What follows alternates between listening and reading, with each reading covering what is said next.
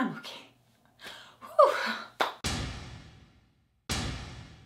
Hi everyone, I'm Sandrine here on Happy Cool and welcome to a new Teen Wolf review. Yeah, it's just me this week because America couldn't make it because he sucks. So we'll just have to, talk like we used to last season, just back to the old days. But don't worry, he'll be back next week, I think. Anyway, this week's episode was called Weaponized. Let's talk about it. First, some quick thoughts. When Kira said, we can survive 3 hours, I thought, oh, Kira, why did you say that? No, just bad things are gonna happen. Malia just in general makes me laugh, but this week again, when she was taking the test and she's like, okay,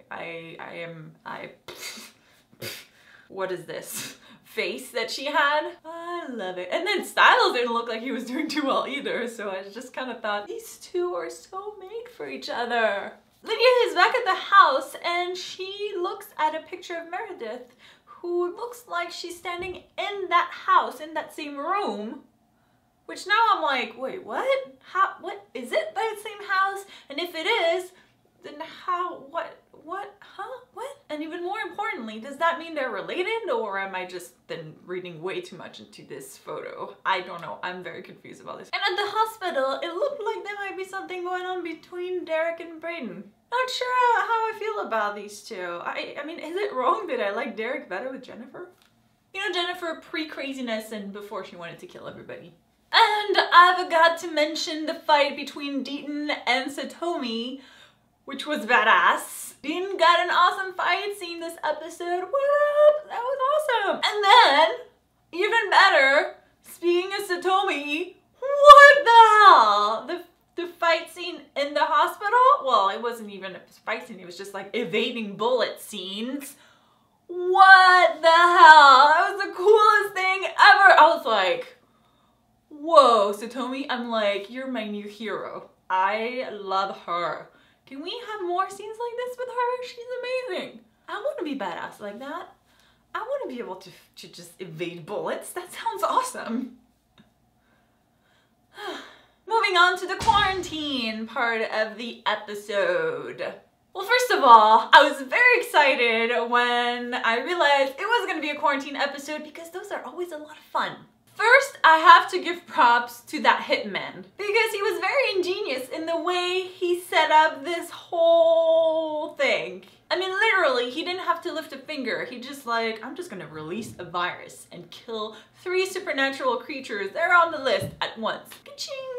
Of course he failed, because we're not rooting for him to win, but I was just kind of like, I kind of admire you a little bit, just a little bit. Also, we found that Kira can't be pricked by a needle because apparently it just lights up. So now I'm wondering, has she ever gotten a blood test as she grew up or anything like that? I'm just curious if that's just something that happens or if it was because she was sick that it just kind of reacted like that. Just wondering. Styles being saved by Scott's father? What?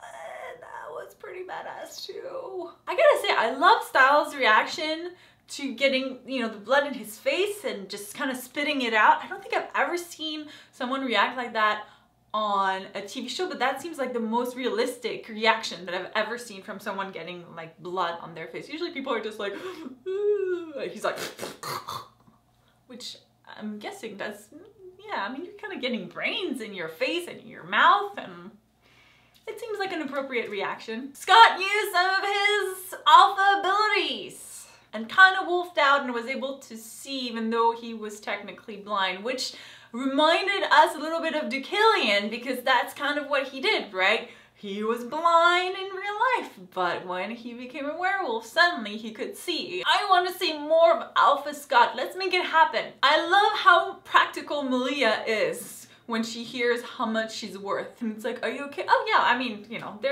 he's worth 25, she's worth 6. So I'm totally cool because they would kill them first before me. Speaking of Malia, it was such a sweet scene between her and Styles when he leaves and he's just kind of taking care of her, and I'm like, oh, you guys are so cute. Oh, I want to squish you. Unfortunately, it did not end really well because at first we thought, oh, it's okay, she's blind, she can't see the list, but yeah, then she kind of regained her sight and we were like, no! Don't read the list.